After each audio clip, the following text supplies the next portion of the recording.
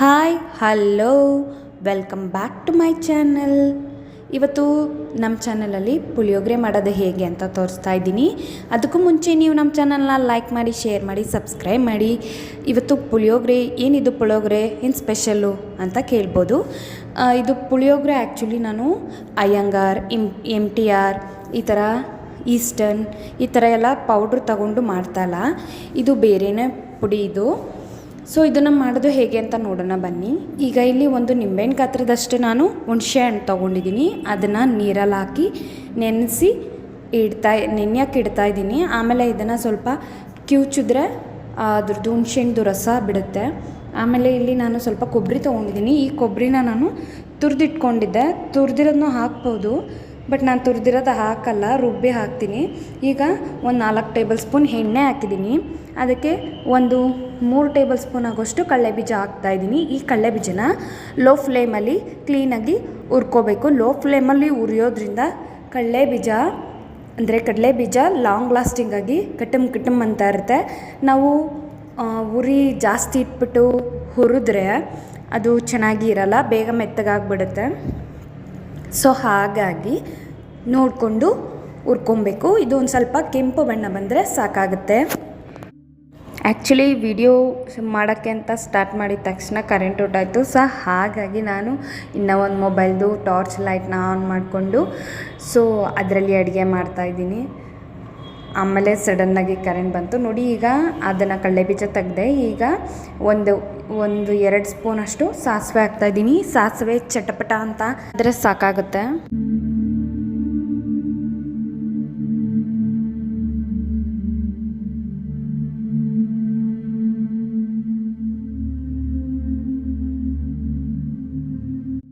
ನೋಡಿ, ಈಗ ಸಾಸಿವೆ ಚಟಪಟ ಅಂತ ಅಂದಾಯಿತು. ಈಗ 1-2 ಟೇಬಲ್ ಸ್ಪೂನಷ್ಟು ನಾನು ಇಲ್ಲಿ ಕಡಲೆಬೇಳೆ ಹಾಕ್ತಾಯಿದ್ದೀನಿ. ಸೊ ಪುಳಿಯೋಗರೆಗೆ ಕಡಲೆಬೇಳೆ, ಸ್ವಲ್ಪ ಉದ್ದಿನಬೇಳೆ ಹಾಕಿದ್ರೆ ಚೆನ್ನಾಗಿರುತ್ತೆ. ಸೊ ನಾನಿಲ್ಲಿ ಬರೀ ಕಡಲೆಬೇಳೆ ಹಾಕ್ತಾಯಿದ್ದೀನಿ. ಕಡಲೆಬೇಳೆನೂ ಅಷ್ಟೇ ಸ್ವಲ್ಪ ಉರಿ ಸಿಮ್ಮಲ್ಲಿ ಇಟ್ಬಿಟ್ಟು ಗೋಲ್ಡನ್ ಕಲರ್ ಬಂದರೆ ಅದು ಸಾಕಾಗುತ್ತೆ. ಆಮೇಲೆ ನಾನಿಲ್ಲಿ 2 ಬ್ಯಾಡಗಿ ಮೆಣಸಿನ್ಕಾಯಿ ತೊಗೊಂಡಿದ್ದೀನಿ ಒಗ್ಗರಣೆಗೆ. ಸೊ ಅದನ್ನು ಹಾಕಿ ಸ್ವಲ್ಪ ಲೈಟಾಗಿ ಫ್ರೈ ಮಾಡಿದ್ರೆ ಸಾಕು. ಅದು ತುಂಬ ಸಿಹಿಯೋ ಅವಶ್ಯಕತೆ ಇಲ್ಲ, ಸ್ವಲ್ಪ ಲೈಟಾಗಿ ಆದರೆ ಸಾಕು. ಈಗ ಇದಕ್ಕೆ ಒಂದು 3 ಜಜ್ಜಿದ್ದು ಬೆಳ್ಳುಳ್ಳಿ ಹಾಕ್ಕೊಂಡಿದ್ದೀನಿ. ಹಾಗೆ ಸ್ವಲ್ಪ ಕರಿಬೇವು ಹಾಕ್ಕೊಂಡಿದ್ದೀನಿ, ಹಸಿ ಕರಿಬೇವು. ಸೊ ಅದನ್ನು ಅಷ್ಟೇ ಎಣ್ಣೆಯಲ್ಲಿ ಸ್ವಲ್ಪ ಕ್ಲೀನಾಗಿ ಫ್ರೈ ಮಾಡಬೇಕು.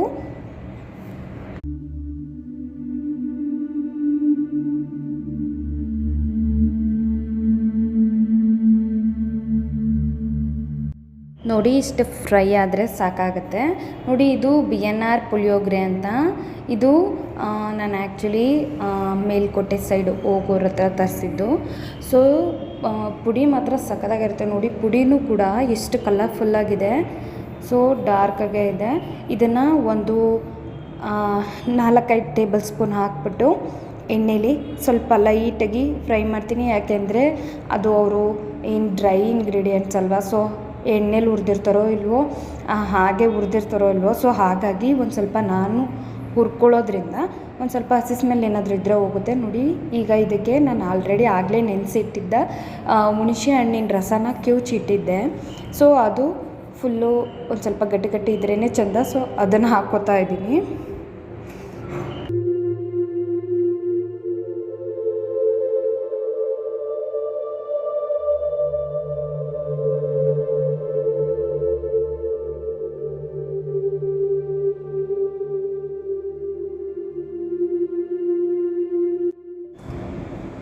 ಈ ಟ್ಯಾಮರಿನ್ ಜ್ಯೂಸನ್ನ ಹಾಕಿದ್ಮೇಲೆ, ಅಂದರೆ ಹುಣಸೆಹಣ್ಣು ರಸನ ಹಾಕಿದ್ಮೇಲೆ, ಅದಕ್ಕೆ ಆ ನಿಂಬೆಹಣ್ಣು ಅಂದರೆ ಹುಣಸೆಹಣ್ಣ ಎಷ್ಟು ತೊಗೊಂಡಿದ್ವಿ ಅದರಲ್ಲಿ ಅರ್ಧದಷ್ಟು ಬೆಲ್ಲ ಹಾಕಬೇಕಾಗತ್ತೆ.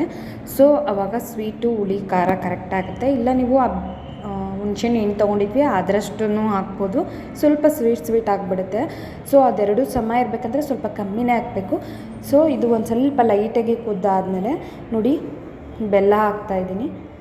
ಸೊ ಬೆಲ್ಲ ಹಾಕಿದ್ಮೇಲೆ ಕ್ಲೀನಾಗಿ ಅದು ಬೆಲ್ಲ ಕರಗಬೇಕಲ್ಲ, ಸೊ ಅದಕ್ಕೆ ಇದ್ರ ಜೊತೆಲೇ ಹಾಕ್ಬಿಡೋದು. ಸೊ ಬೆಲ್ಲ ಹಾಕಿದ್ಮೇಲೆ ಕ್ಲೀನಾಗಿ ಕೈ ಆಡಿಸ್ಬೇಕು. ತಿರ್ಗಿಸಿದ್ಮೇಲೆ ಅದು ಕ್ಲೀನಾಗಿ ಮಿಕ್ಸ್ ಆಗುತ್ತೆ. ಮಿಕ್ಸ್ ಆಗಿ ನೀರೆಲ್ಲ ಡ್ರೈ ಆದಮೇಲೆ ಆವಾಗ ಸ್ವಲ್ಪ ಸಾಲ್ಟ್ ಹಾಕ್ಬಿಟ್ಟು ಫಿನಿಶಿಂಗ್ ಮಾಡೋದು. ಈ ಪುಳಿಯೋಗರೆ ಮಾತ್ರ ಸಖತ್ ಟೇಸ್ಟಿಯಾಗಿರುತ್ತೆ, ಕಲರ್ಫುಲ್ಲಾಗಿರುತ್ತೆ, ಚೆನ್ನಾಗಿರುತ್ತೆ. ಈ MTR ಅಯ್ಯಂಗಾರ್ ಪುಳಿಯೋಗರೆಗಿನ್ನ ಇದು ಚೆನ್ನಾಗಿರುತ್ತೆ. MTR ಪುಳಿಯೋಗರೆನೂ ತುಂಬ ಚೆನ್ನಾಗಿರುತ್ತೆ. MTR ಅಯ್ಯಂಗಾರ್ ಎಲ್ಲ ಸ್ವಲ್ಪ ಪೌಡ್ರ್ ಥರ ಇರುತ್ತೆ. ಇದು ಸೇಮು ಈ ದೇವಸ್ಥಾನಗಳಲ್ಲಿ ಪ್ರಸಾದ ಕೊಡ್ತಾರಲ್ಲ ಪುಳಿಯೋಗರೆ, ಸೊ ಆ ಥರ ಟೈಪಲ್ಲಿ ಇರುತ್ತೆ, ಚೆನ್ನಾಗಿರುತ್ತೆ. ಕೆಲವರೆಲ್ಲ ಮನೇಲೇ ಕೂಡ ಪೌಡ್ರ್ ಕೂಡ ಮಾಡ್ಕೊಂಡಿರ್ತಾರೆ ಪುಳಿಯೋಗರೆದು, ಸೊ ಅದು ಸಖತ್ತಾಗೇ ಇರುತ್ತೆ ನೋಡಿ. ಈಗ ಎಣ್ಣೆ ಬಿಡೋಕ್ಕೆ ಸ್ಟಾರ್ಟ್ ಆಗಿದೆ. ಸೊ ಇಷ್ಟಕ್ಕೆ ಆದರೆ ಸಾಕಾಗುತ್ತೆ, ಇನ್ನೊಂದು ಸ್ವಲ್ಪ ಆಗಲಿ, ಸ್ವಲ್ಪ ಇನ್ನೂ ನೀರಿದೆ. ಸೊ ಇದರಲ್ಲೇ ಏನು ಕೊಬ್ಬರಿ ಆಮೇಲೆ ಎಳ್ಳು ಎಲ್ಲ ಹಾಕಿರ್ತಾರೆ. ನಾನಿಲ್ಲಿ ಸ್ವಲ್ಪ ಕೊಬ್ಬರಿ ಹಾಕ್ತಾಯಿದ್ದೀನಿ ಅಷ್ಟೇ, ಅದನ್ನು ತುರಿದ್ಬಿಟ್ಟು ಹಾಕ್ತಾಯಿದ್ದೀನಿ. ಟೇಸ್ಟು ಇನ್ನೊಂದು ಸ್ವಲ್ಪ ಡಬಲ್ ಆಗುತ್ತೆ, ಚೆನ್ನಾಗಿ ಕೂಡ ಇರುತ್ತೆ. ಕೊಬ್ಬರಿ ತುರಿದ್ಬಿಟ್ಟು ಹಾಕಿದ್ರೆ ಹಾಗಾಗಿ ಬಾಯಿಗೆ ಸಿಗ್ತಾ ಇರುತ್ತೆ. ಕೆಲವು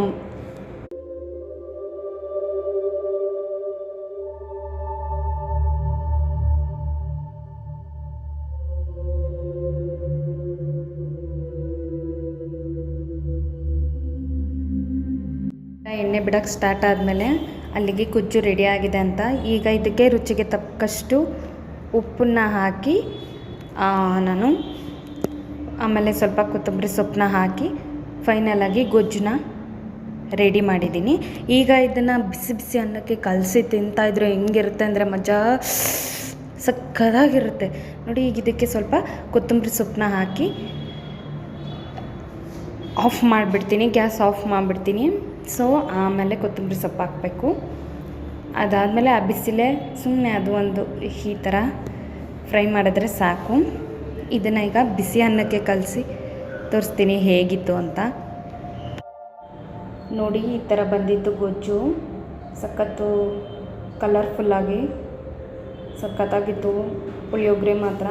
ನೀವು ಒಮ್ಮೆ ಟ್ರೈ ಮಾಡಿ, ಟೇಸ್ಟ್ ಮಾಡಿ ಹೇಗೆ ಬಂತು ಅಂತ ಹೇಳಿ ನೋಡಿ. ಈಗಿಲ್ಲಿ ನಾನು ಒಂದು ಬೌಲ್ಗೆ ಅನ್ನ ಹಾಕ್ಕೊಂಡು ಗೊಜ್ಜು ಏನು ಮಾಡಿದೆ ಆ ಗೊಜ್ಜನ್ನ ಹಾಕ್ಕೊಂಡು ಪುಳಿಯೋಗರೆ ಗೊಜ್ಜು, ಆಮೇಲೆ ಆಲ್ರೆಡಿ ನಾನು ಕಡಲೆ ಬೀಜನ ಹುರಿದು ಮಡಗಿದೆ. ಯಾಕೆಂದರೆ ನಾನು ಇದರಲ್ಲಿ ಗೊಜ್ಜಲ್ಲೇ ಬೇಯಿಸಲಿಲ್ಲ. ಸೊ ಬೇಯಿಸ್ಬಿಟ್ರೆ ಅದೆಲ್ಲ ಮೆತ್ತಗಾಗ್ಬಿಡುತ್ತೆ.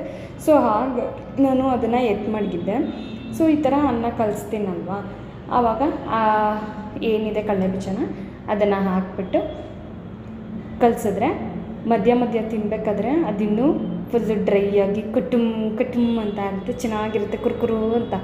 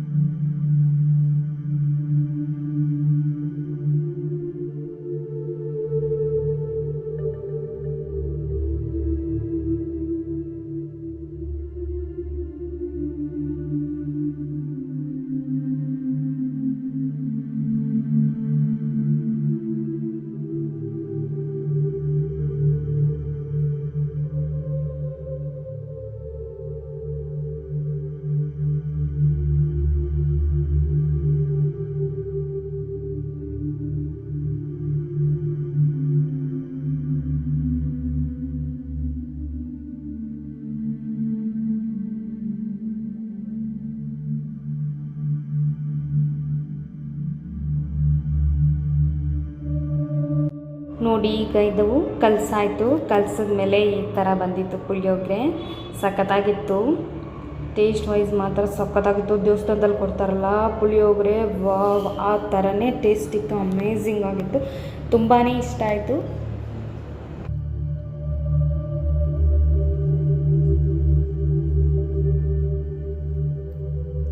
ಇನ್ನೊಂದು ಅಂತ ತಿನ್ನು, ಒಂದೇ ತುತ್ತು ಸೂಪರ್ ಅಂತೀಯಲ್ಲ. ಚೆನ್ನಾಯ್ತಾ ನಿಜ?